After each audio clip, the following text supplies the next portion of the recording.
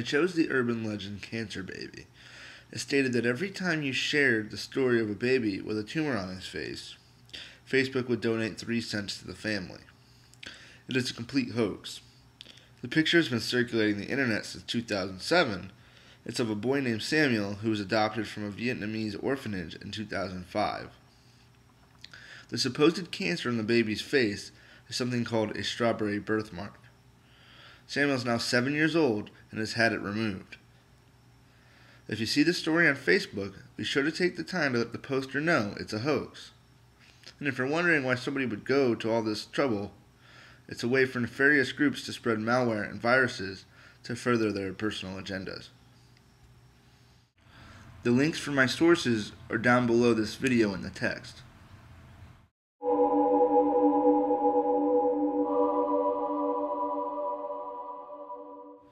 All the websites running this story had the same information. The boy's name, the adoption, and the medical issue perpetrated as cancer were all accurate. With that said, I feel Hoaxslayer is the most reliable. They were the cited source on most other articles found on the subject. They also had all the proper information for me to deem it reliable. Who wrote the story, the date written and updated, and whose research they based it off of.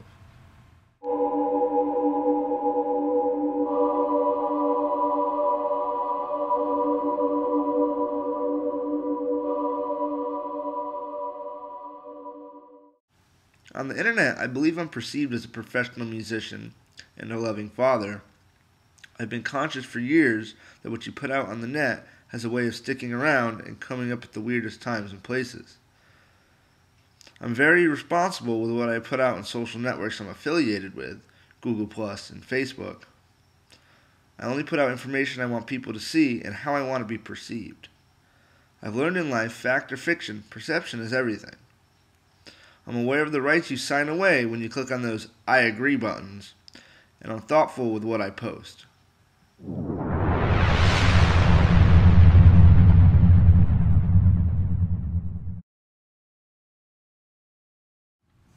I really don't see the problem with it, but then again, my opinion really doesn't matter. It's the way of the future. It costs less than background checks and can be way more revealing. So most employers are going to start there to weed out potential candidates for position in their company.